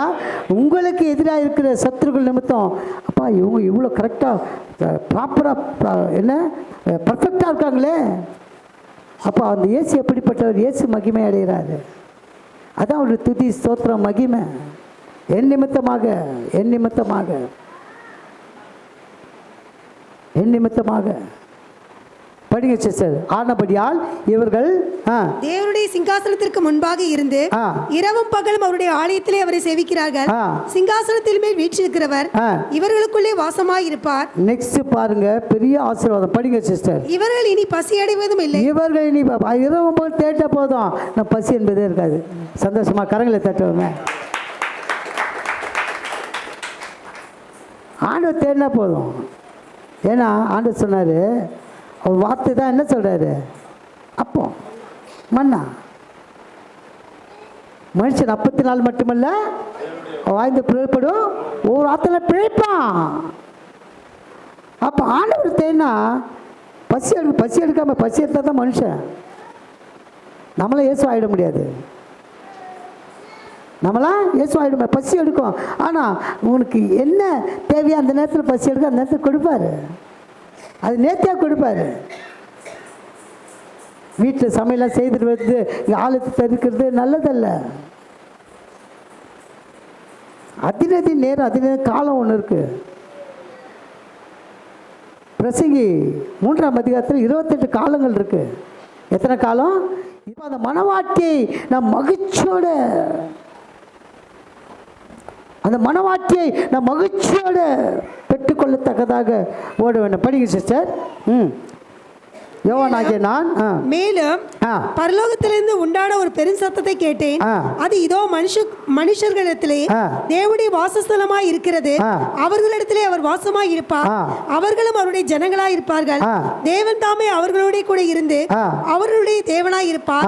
அவருடைய கண்ணீர் யாவையும் தேவன் துடைப்பார். அவர்களுடைய கண்ணீர் யாவையும் தேவன் துடைப்பார். இனி மரணமும் இல்லை, துக்கமும் இல்லை, அலறுதலும் இல்லை, வருத்தமும் இல்லை. முந்தினவைகள் ஒளிந்து போயின என்று விளம்பினது. அல்லேலூயா. முந்தினவைகள் எல்லாமே இதில் இருந்தது. நமக்கு என்னென்ன இருந்தது? முந்தினவைகள் என்ன? மரணம், துக்கம், அலறுதல், வருத்தம். இதெல்லாம் முந்தினவைகள். ஆண்டவருடைய ரத்தத்தை கழுவிப்பட்ட நமக்கு இதெல்லாம் இல்லை. கரங்களை தட்டி கர்த்தர் நாமத்தை மகிமைப்படுத்துவோம். அல்லேலூயா. கர்த்தர் பரிசுத்த நாமத்திற்கு மகிமை உண்டாகுது. அடுத்த வசனம் வாசிங்க. சிங்காசனத்தில் மேல் வீற்றிருந்தவர் இதோ நான் சகலத்தையும் புதிதாக்குகிறேன் என்றார். பின்னும் அவர் இந்த வசனங்கள் சத்தியமும் உண்மையுமானவைகள், இவைகளை எழுது என்றார். அல்லேலூயா. கரங்களை தட்டி கர்த்தர் நாமத்தை மகிமைப்படுத்தும். வசனமும் சத்தியமும் அவர்தான். அதை நாம் இருதயத்தில் எழுதிக்கொள்ள வேண்டும், இருதயத்தில் ஏற்றுக்கொள்ள வேண்டும், ஏற்றுக்கொள்ள வேண்டும். அப்படியே அவர் உள்ளே அமர்த்தி கொள்ள வேண்டும். அதான் நம்மளுடைய தாழ்மையான பாதை. அவரை நம்ம ஏற்றுக்கொண்டால் நம் வாழ்க்கையிலே மரணம் இல்லை, துக்கம் இல்லை, அழுறுதல் இல்லை, வருத்தம் இல்லை, எல்லாம் போயாச்சு. இதோ நான் புதிய காரியத்தை செய்கிறேன், வாழ்க்கையில் புதிதாக சகலத்தையும் புதிதாக்குவார். பின் அவர் இந்த வசனங்கள் சத்தியமும் உண்மையுமானவர்கள் என்று எழுது, தெரிந்து கொள், கீழ்ப்படி, தாழ்த்தி. அல்லேலூயா. கர்த்தர் பரிசுத்த நாமத்திற்கு மகிமை உண்டாவதாக. அவருடைய தாழ்மையான பாதை, அவருடைய தாழ்மையான பாதை. இதோ உன் ராஜா சாந்த குணமுள்ளவராய் கழுதையின் மேல் கழுதை குட்டியா மணியின் மேல் ஏறிக்கொண்டு உடத்தில் வருகிறா. இசியர் குமாரத்துக்கு சொல்லுங்க. அவர் நினச்சிருந்தா இந்த சிலுவை மரணம் வேண்டான்னு சொல்லியிருக்கலாம். வேறு மாதிரி மரணம் எனக்கு சம்பவிக்கட்டும் பிதாவே, பிதாவே கேட்டிருக்கலாம். ஆனாலும் அவர் கேட்ட காரியத்தில் பதில் வரல. உடனே உன் சித்தத்துக்கு என்னை ஒப்பு கொடுக்குறேன்ப்பா. எத்தனை பேர் அது மாதிரி நம்ம இருக்கிறோம். பதில் வரலாம் போராடி பெற்றுக்கொள்வதல்ல, அவர் சித்தத்துக்கு ஒப்பு கொடுப்பது. சித்தத்துக்கு ஒப்பு கொடுக்க, நன்மையான தீமையானாலும் உங்கள் கருத்தை நான் பெற்றுக்கொள்ள வேண்டாம் ஆண்டவரை. அவர் நன்மையை தீமையை நன்மையாக மாற்றுவார். அல்லேலூயா. தீமையை நன்மையாக மாற்றுவார். இரண்டாவதாக அவருடைய பாதை கடினமான பாதை. பாதை எப்படிப்பட்ட பாதை? கடினமான பாதை. எடுத்து வாசிப்போம். யோவான் எழுதின சுவிசேஷம், யோவான் எழுதின சுவிசேஷம் அதில் 6ஆம் அதிகாரம் 52லேருந்து வாசிப்போம். 6ஆம் அதிகாரம் 52லேருந்து வாசிப்போம். யோவான். அப்பொழுது யூதர்கள் இவன் தன்னுடைய மாம்சத்தை எப்படி நமக்கு புசிக்க கொடுப்பான் என்று தங்களுக்குள்ளே வாக்குவாதம் பண்ணினார்கள். அதற்கு இயேசு அவர்களை நோக்கி, நீங்கள் மனுஷகுமாரனுடைய மாம்சத்தை புசியாமலும் அவருடைய இரத்தத்தை பானம் பண்ணாமலும் இருந்தால் உங்களுக்குள்ளே ஜீவன் இல்லை என்று மெய்யாகவே மெய்யாகவே உங்களுக்கு சொல்லுகிறேன். என் மாம்சத்தை புசித்து என் இரத்தத்தை பானம் பண்ணுகிறவனுக்கு நித்திய ஜீவன் உண்டு. நான் அவனை கடைசி நாளில் எழுப்புவேன். என் மாம்சம் மெய்யான போஜனமாய் இருக்கிறது, என் ரத்தம் மெய்யான பானமாய் இருக்கிறது. என் மாம்சத்தை புசித்து என் ரத்தத்தை பானம் பண்ணுகிறவன் என்னிலே நிலைத்திருக்கிறான், நானும் அவனிலே நிலைத்திருக்கிறேன். ஜீவனுள்ள பிதா என்னை அனுப்பினது போலவும் நான் பிதாவினால் பிழைத்திருக்கிறது போலவும் என்னை புசிக்கிறவனும் என்னாலே பிழைப்பான். வானத்தில் இறங்கின அப்பம் இதுவே, இது உங்கள் பிதாக்கள் புசித்த மன்னாவை போல் அல்ல, அவர்கள் மரித்தார்களே. இந்த அப்பத்தை புசிக்கிறவனோ என்றென்றைக்கு பிழைப்பான் என்றார். படிங்க. கப்பர்நகூமில் உள்ள ஜெப ஆலயத்திலே அவர் உபதேசிக்கையில் இவைகளை சொன்னார். சொல்றாரு, அப்பா நாதமா மெய்யான போஜனம், நாதமா மெய்யான எல்லாம் மெய்யான அப்பம், மெய்யான ஜீவன் நாதாப்பா. என்னை புசிக்கிறவன் நீ நித்திய ஜீவனை பெற்றுக்கொள்ள முடியும் என்ன அப்படின்னு சொல்லவுடனே இந்த யூதர்கள் என்ன சொல்கிறாங்கன்னா ஒரு வார்த்தை சொல்கிறாங்க. என்ன சொல்கிறாங்க பாருங்க. 52 வாசிங்க. 52 யூதர்கள் இவன் தன்னுடைய மாம்சத்தை எப்படி நமக்கு புசிக்க கொடுப்பான் என்று தங்களுக்குள்ளே வாக்குவாதம் பண்ணினார்கள். வாக்குவாதம் பண்றாங்க யூதர்கள். யூதர்கள் என்ன பண்றாங்க? வாக்குவாதம் பண்றாங்க. யூத ஜனத்தை, யூத குலத்தை தெரிந்து கொண்டார். யூத குலத்தெல்லாம் ஆண்டவர் பிறக்கிறார், விசேஷித்தவர்கள் ஆகும்படி அவங்களை தெரிந்து கொண்டார். யூதாவை விட்டு செங்கோல் சொல்லிட்டாரு. ஆனால் இந்த யூதர்கள் ஆண்டவர்கிட்ட வாக்குவாதம் பண்ணுறாங்க. வாக்குவாதம் பண்ணும்போது இதை குறித்து என்ன ஆகுதுன்னா, சில சீஷர்கள் 60 வாசிங்க சிஸ்டர். அவருடைய சீஷரில் அநேகர் இவைகளை கேட்ட பொழுது இது கடினமான உபதேசம், யார் இதை கேட்பார்கள் என்றார்கள். கேட்ட உடனே இந்த உபதேசம் கடினமான உபதேசம். அவர் பாதையெல்லாம் அப்படிதான் இருக்கும், கடினமாக தான் இருக்கும். ஏற்றுக்கொள்ள வேண்டும். தன் சொந்த ஜனங்களே இவன் என்ன இப்படி சொல்கிறான், இவன் மாம்சத்தை எப்படி நமக்கு கொடுப்பான், இவன் ரத்தத்தை எப்படி நமக்கு கொடுப்பான்னு தங்களுக்குள்ளே அவங்க என்ன பண்ணுறாங்க? வாக்குவாதம் பண்ணுறாங்க. அந்த வாக்குவாதத்தில் இயேசுவை என்ன பண்ணுறாங்க, அசட்டை பண்ணுறாங்க, வார்த்தைக்கு அசட்டை பண்ணுறாங்க. அவர் சத்தியத்துக்கு செவி கொடாதபடி, வசனத்துக்கு நடுங்காதபடி அவர் அசட்டை பண்ணுறாங்க.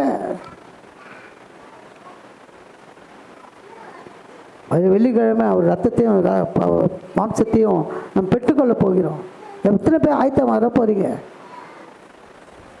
எத்தனை பேர் தகுதிப்படுத்திக் கொள்ள போகிறீங்க?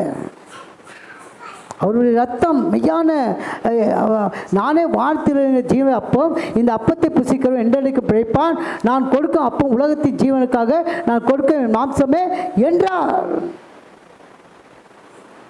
என் மாம்சத்தை புசித்து ரத்தத்தை பானம் பண்ணுகிறேன், என்னிலே நிலைத்திருக்கான், நானும் அவனிலே நிலைத்திருக்கிறேன். நிலைத்திருக்கிறோமா?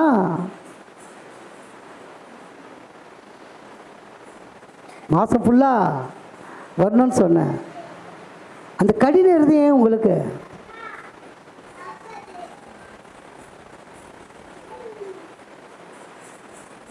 ஒப்பு கொடுங்க, ஆண்டவர்கிட்ட ஒப்பு கொடுங்க. மனைவியாக இருக்கட்டும், கணவனாக இருக்கட்டும், பிள்ளைகளாக இருக்கட்டும். கடினமான உபதேசம் அதுதான் நித்திய ஜீவன். அந்த உபதேசத்தில் நிலைத்திருங்க. கடினமான பாதையை தெரிந்து கொள்ளுங்க, தெரிந்து கொள்ளுங்க. அல்லேலூயா. பாருங்க, இதில் ஒரு பங்கு, இதில் 66 வாசிங்க சிஸ்டர். 66. அது முதல் அவருடைய சீஷரில் அநேகர் அவருடைய கூட நடவாமல் பின்வாங்கி போனார்கள். பின்வாங்கி போயிட்டாங்க. சில சீஷர்கள் சொன்னாங்க, இது கடினமான உபதேசம், இதில் எவன் இருப்பான், இதில் எவன் கேட்பான். அவர்கிட்ட சில பேர் பின்வாங்கி போனாங்க. நான் ஆரம்பத்தில் சொன்னேன், மரித்தவன் போய் அடங்க பண்ணட்டும். வேத வாக்கியம் என்னப்பா, சொந்தக்காரங்க மறிச்சிட்டாங்க, போகாமல் இருக்குமா? போகாமல் இருக்க முடியுமா? அப்போ ஆண்டவர் வார்த்தை என்ன ஆகுது? அவமாய் போகுது. நம்ம ஆவிக்குள்ள கிறிஸ்தவர்களாக இருக்கணும்னா சத்தியத்துக்கு கீழ்ப்படிந்து தான் ஆகணும். அப்போ தான் நமக்கு நித்திய ஜீவன். கரங்களை தட்டி கர்த்தர் நாமத்தை மகிமை. கடினமான உபதேசம் தான். நம்ம அது கீழ்ப்படினா நம்ம என்ன போவோம், என்ன ஆகும், நம்ம காரியம் பின்வாங்கி போவோம். புரிஞ்சிச்சா உங்களுக்கு? அது நம்ம கீழ்ப்படினா பின்வாங்கி போகிற ஒரு சூழ்நிலை நமக்கு உண்டாகும். பயப்படாதீங்க, மனுஷனை கொடுத்து பயப்படாதீங்க. அவனால் உங்கள் தலையில் ஒரு முடி எடுக்க முடியாது. உங்கள் தலையில் உள்ள முடியெல்லாம் எண்ணப்பட்டு இருக்கிறது, தலையில் மயிரெல்லாம் எண்ணப்பட்டு இருக்கிறது. பயப்படாதீங்க. அவர் நம்ம ஜீவ தண்ணீர் உள்ள தண்டையில் நடத்தி செல்ல போகிறார், கொண்டு போக போகிறார். நமக்கு நித்திய ஜீவன் உண்டு. நித்திய ஜீவன் அளிப்பதே அவருடைய வாக்குத்தத்தமாக இருக்கிறது. அல்லேலூயா. கர்த்தர் பரிசுத்த நாமத்திற்கு மகிமை உண்டாவதாக. இதில் இன்னும் ஒரு வார்த்தை நம்ம எடுத்து வாசிப்போம். கடினமான பாதை, ஆனால் அதில் ரட்சிப்பு இருக்கணும். அப்போஸ்தலர் எழுதின சுவிசேஷ புத்தகம், 8ஆம் அதிகாரம் 26 வாசிப்போம். அப்போஸ்தலர் 8:26. அப்போஸ்தலர் 8:26. பின்பு கர்த்தருடைய தூதன் பிலிப்பை நோக்கி, நீ எழுந்து தெற்கு முகமாய் எருசலேமில் இருந்து காசா பட்டணத்துக்கு போகிற வனாந்திர மார்க்கமாய் போ என்றான். இது கடினமான பாதை. எது காட்டுறாரு? ரட்சிப்பு காட்டுறாரு. பிலிப்பு மூலமாக ஒரு மந்திரி ரட்சிக்கப்படணும். நீ போ, வனாந்திர பாதையை போய்தான் ஆகணும். கடின பாதை இருக்கும். போடுப்பா, அந்த வருஷம் போடு, 28 போடு, 28 சீக்கிரம் போடுப்பா. நீ ஒரு காரியத்தை நிர்ணயம் பண்ணினால் அது உமக்கு நிலைவரப்படும். வெளிச்சம் பிரகாசிக்கும். அடுத்து, மனுஷர் ஒடுக்கப்படும் போது திடப்பட கடவர்கள் என்று நீ சொல்ல தாழ்ந்தோர் ரட்சிக்கப்படுவார்கள். கரங்களை தட்டி கர்த்தர் நாமத்தை மகிமைப்படுத்துவோம். அப்போ ரட்சிப்பு நம்மால உண்டாகணும். மனுஷன் என்ன வேணா சொல்லிட்டு போட்டோம். நம்ம வார்த்தைனாலே என்ன பண்ணோம்? திடப்பட கடவர்கள், திடப்பட பலன். நம்ம வார்த்தை சொல்ல திடப்பட அந்த பலன் கொடுத்து அவங்க உடனே ரட்சிப்புகளாக கடந்து வருவாங்க. அந்த காரியத்தை என்ன பண்ண, அந்த கடினமான பாதை தான். ஒப்பு கொடுப்போம் ஆண்டவர்கிட்ட,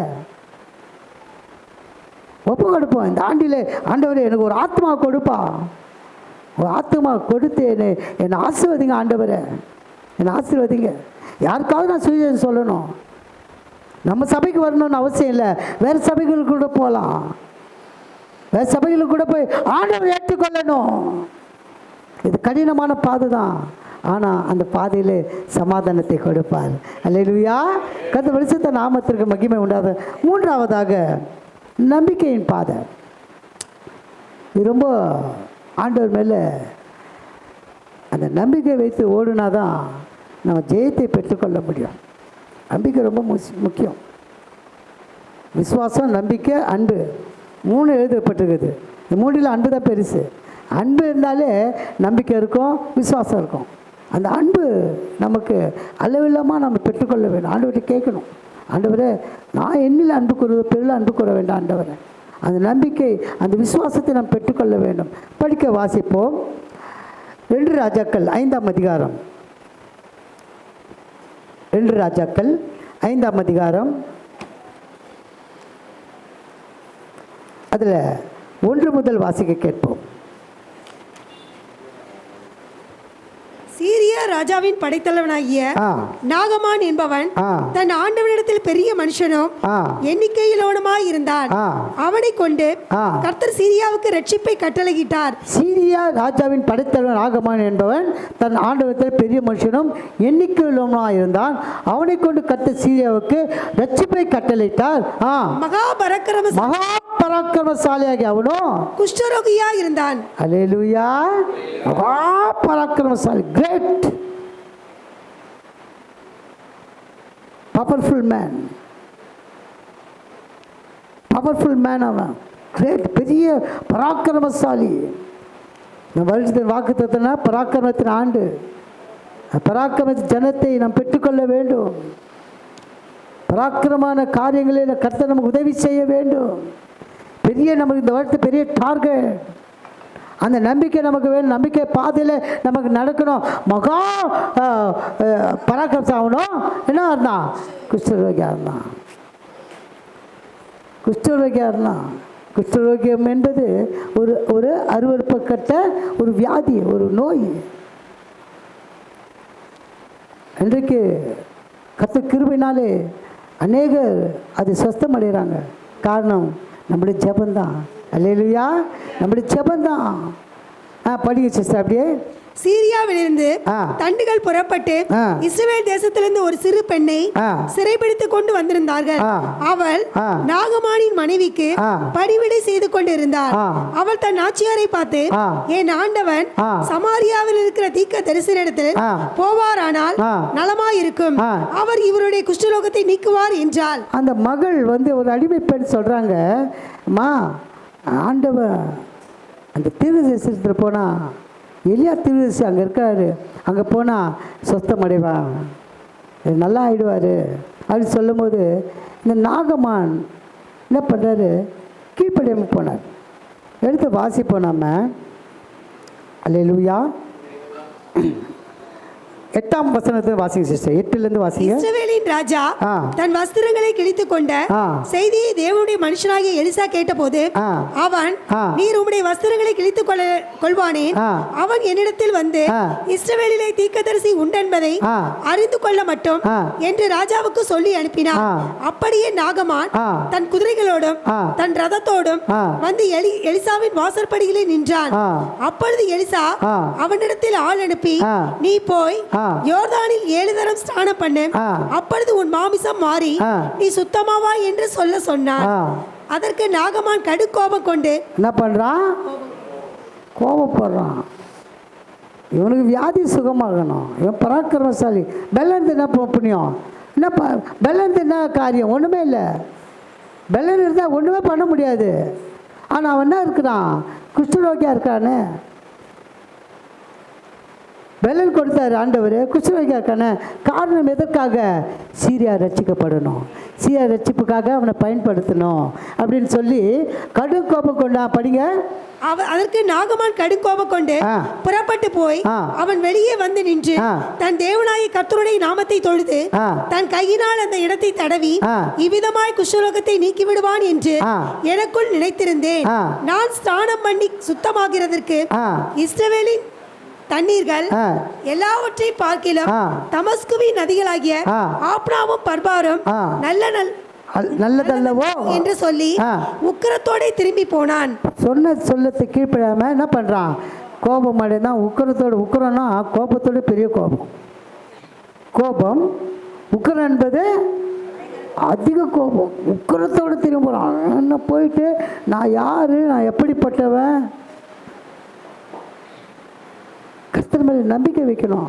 நம்ம இந்த வருடத்தில் பல காரியங்களுக்கு நாம் ஒப்பு கொடுத்துருக்கோம். கடினமான காரியங்கள் தான். அதனால் ஆண்டவர்கிட்ட கேட்கும் போது அது நமக்கு சுலபமாக்கிடுவார். பாருங்கள், இந்த மாதம் தான் நம்ம ஆரம்பித்தோம். 3 ஃபேஸ் கரண்ட்டு கரெக்டாக கொண்டு வந்தாச்சு. அடுத்து அந்த இந்த இடத்துடைய காரியங்கள் முடிஞ்சிடும். அடுத்து பேங்க் காரியம், அடுத்தது எழுந்து கட்டுறது தான். எல்லாம் ஆண்டவருக்கு லேசான காரியம். இதெல்லாம் நம்ம என்ன ஆண்டவர் ஒரு முறுமுறுப்பு வந்துட்டாலே நமக்கு அந்த ஆசீர்வாதத்தை நம்ம பெற்றுக்கொள்ள முடியாது. எல்லாம் ஜெபத்தினால தான் பெற்றுக்கொள்ள முடியும். உக்கிரத்தோடு திரும்பி போனா. படிங்க சிஸ்டர். அவன் ஊழியக்காரர் சமீபத்தில் வந்து அவனை நோக்கி, தகப்பனே, அந்த தீர்க்கதரிசி ஒரு பெரிய காரியத்தை செய்ய உமக்கு சொல்லி இருந்தால் அதை நீ செய்வீர் அல்லவா? ஸ்நானம் பண்ணும், அப்பொழுது சுத்தமாவீர் என்று அவர் உம்மோடே சொல்லும் போது அதை செய்ய வேண்டியது எத்தனை அதிகம் என்று சொன்னார்கள். அப்பொழுது அவன் இறங்கி தேவனுடைய மனுஷன் வார்த்தையின்படியே யோர்தானில் 7 தரம் முழுகின போது அவன் மாமிசம் ஒரு சிறு பிள்ளையின் மாம்சத்தை போல மாறி அவன் சுத்தமானான். கரங்களை தட்டி கர்த்தர் நாமத்தை மகிமைப்படுத்துவோம். அல்லேலூயா. பாருங்க, உடனே அந்த நம்பிக்கை நமக்கு வேணும். கர்த்தரெல்லாம் பார்த்து கொள்வார். ஒரு வார்த்தை சொல்கிறான். அந்த வார்த்தை பாருங்க, தன் தேவனாகிய அந்த வார்த்தை படிக்குது சிஸ்டர். அப்போ பாருங்க, ஆண்டவர்கிட்ட அவன் தன் தேவனாகிய அந்த வார்த்தையை எப்படி அவன் அழுத்தி சொல்றான் பாருங்க. கடும் கோபம் கொண்டு புறப்பட்டு போய் அவன் வெளியே. இல்ல 7 வாசிங்க. இஸ்ரவேலின் ராஜா அந்த நிருபத்தை வாசித்த. இல்ல இருங்க வரீங்க. தன் குதிரை நாகமான் என்றா 11 வாசிங்க. அதற்கு நாகமான் கடுங்கோபம் கொண்டு புறப்பட்டு போய் அவன் வெளியே வந்து நின்று தன் தேவனாகிய கர்த்தருடைய நாமத்தை தொழுது. பாருங்க, அப்போ அவன் வந்து ஆண்டவரை தன் தேவன் சொல்லிக்கிறான். வார்த்தையினால் அறிக்கை தன் தேவனாகிய கர்த்தர் நாமத்தை தொழுது தன் கையினாலே அந்த இடத்தை தழுவி இவ்விதமாக குஷ்டரோகத்தை நீக்கிவிடா என்று எனக்குள் நினைத்திருந்தேன். அப்போ தன் தேவனாகிய எலியாவுடைய தேவனை அவன் முன்கூறிக்கிறான். ரட்சிப்புக்கு எப்படி பயன்படுத்தணும்? நம்ம கொண்டு தான் பயன்படுத்தணும். நம் தேவனை கொண்டு தான் பயன்படுத்தணும். அப்போ நம்ம சத்தியத்தை சொல்கிற காரியங்கள் ரொம்ப அவசியம்.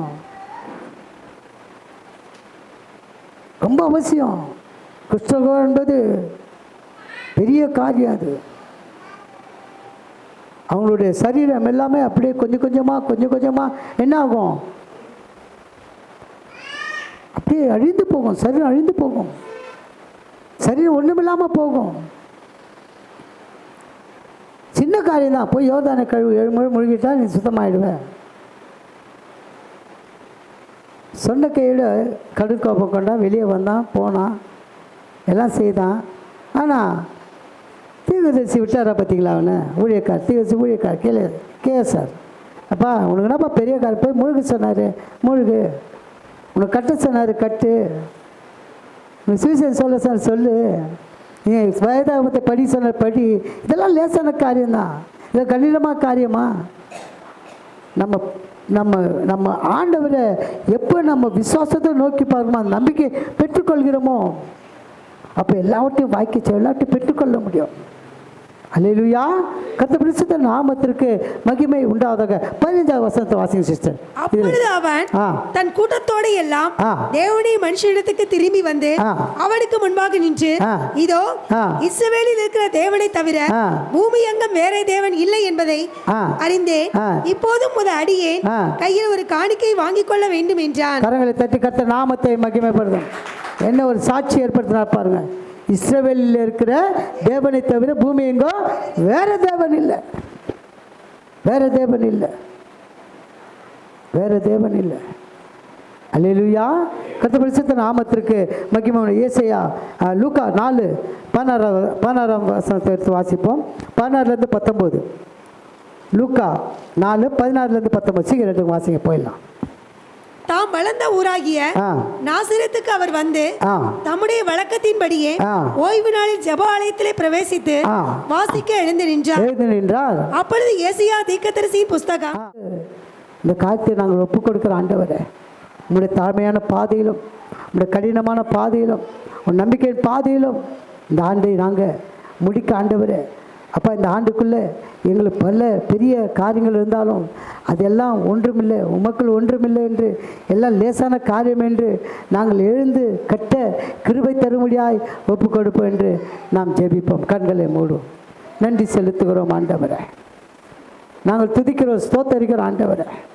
14 கூடப்பா இந்த வார்த்தை மிடி தகப்பனே எங்களோட பேசினீரப்பா. அப்பா, உடைய பாதைகள் அதில் எல்லாவற்றிலும் ஆண்டவரே, அப்பா நீர் ஆண்டவரே, அப்பா அந்த பாதைகளில் எல்லாவற்றிலும் ஆண்டவரே நீ சக்ஸஸை கொடுத்த ஆண்டவரே. அப்பா உம்முடைய அப்பா டைரக்ஷன் சக்ஸஸிலும் நாங்கள் பெற்றுக்கொள்ள ஆண்டவரே. அப்பா அந்த பாதையில் நாங்களும் நடக்க அப்பா நாமத்தை மகிமைப்படுத்த ஆண்டவரே. நாலு ஆண்டவரே எங்களை அர்ப்பணித்து ஒப்பு கொடுக்கிறோம் ஆண்டவரே. அப்பா உம்முடைய அப்பா தாழ்மையான பாதை நாங்கள் அதை தெரிந்து கொள்ள முடியாது. உடைய கடின பாதையில் நான் நடக்க அதை நாங்கள் அர்ப்பணித்து நடக்கும்படியாய் அப்பா உண்மையில் நம்பிக்கை வைத்து ஆண்டவரே எல்லாவற்றையும் நாங்கள் பெற்றுக்கொள்ளும்படியாய் நாளில் நாங்கள் ஒப்பு கொடுக்கிறோம்.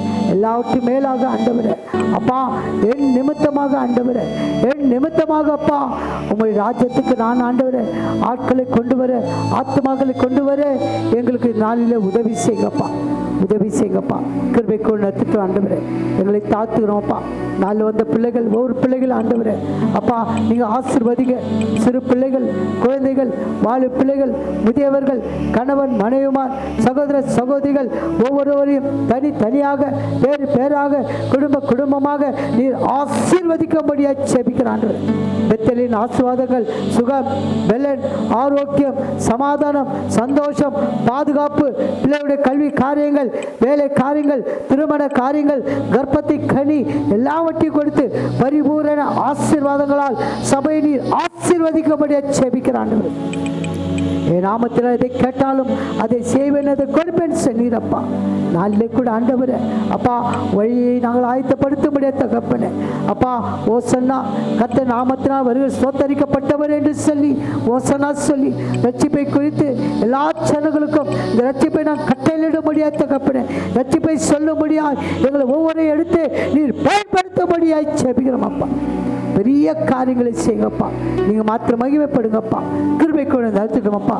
வழியிட அப்பா குட் ஃப்ரைடே நாளிலே அப்பா உங்களுடைய அப்பா 7 வார்த்தைகளை தியானிக்க நாளிலே அப்பா நாங்கள் ஆண்டவரே உங்களுடைய அப்பா ஜீவனுள்ள மாம்சத்தையும் ஜீவனுள்ள இரத்தத்தையும் நாங்கள் பெற்றுக்கொள்ள அப்பா விளையாடப்பட்டவர்களாய் அப்பா நாங்கள் தகுதிப்பட்டவர்களாய் அப்பா நாமத்தை மகிமைப்படுத்துவர்களாய் எங்களை தாத்துக்கிறோம் ஆண்டவரே. அந்நாள் எங்களோட கூட இருங்கப்பா, எங்களை பலப்படுத்துங்கப்பா, நாமத்தை நீங்கள் மகிமைப்படுத்துக்கணும்ப்பா. சரியான நேரத்தில் நாளிலே நாங்கள் சபைக்கு வந்து கலந்து கொண்டு அந்த 7 வார்த்தைகளை தியானிக்க கிருபை தரும்படியாக ஜெபிக்கிறோம் ஆண்டவரே. பெரிய காரியங்கள் செய்யுங்கப்பா, எங்களை தாத்துகிறோம், உண்மையே நாங்கள் வைத்துக்கிறோம் அப்பா. சகல துதியும் கனமும் மகிமையும் ஒருவருக்கே நாங்கள் எடுக்கிறோம் ஆண்டவரே. எங்கள் கர்த்தரும் எங்கள் மீட்பரும் எங்கள் இரட்சகருமாகிய இயேசு கிறிஸ்துவின் நாமத்தினாலே வேண்டி ஜெபிக்கிறோம் பிதாவே. ஆமென், ஆமென். அல்லேலூயா, அல்லேலூயா, அல்லேலூயா. அல்லேலூயா. எல்லாம் சேர்ந்து சொல்வோம். என் ஆத்மாவே கர்த்தரை ஸ்தோத்திரி, என் முழுமையுடைய பரிசுத்த நாமத்தை ஸ்தோத்திரி. என் ஆத்மாவே கர்த்தரை ஸ்தோத்திரி, கர்த்தர் செய்த சகல பாளையம் மறவாதே. ஆமென், ஆமென். பரமண்டலுக்கு எங்கள் பிதாவே, உம்முடைய நாமம் பரிசுத்தப்படுவதாக, உம்முடைய ராஜ்யம் வருவதாக, உம்முடைய சித்தம் பரலோகத்தில் செய்யப்படுவது பூமியில் செய்யப்படுவதாக. வேண்டிய ஆகாரத்தை எங்களுக்கு தாரும். எங்கள் கடனாளிகளுக்கு நாங்கள் மன்னிக்கப்பட்ட கடன்களை மன்னியும். சோதனைக்கு உட்பட நாம் தீவிர ரட்சித்துக் கொள்ளும். ராஜ்யமும் வல்லமையும் மகிமையும் என்னிடம் உடையவர்களே. ஆமென், அல்லேலூயா.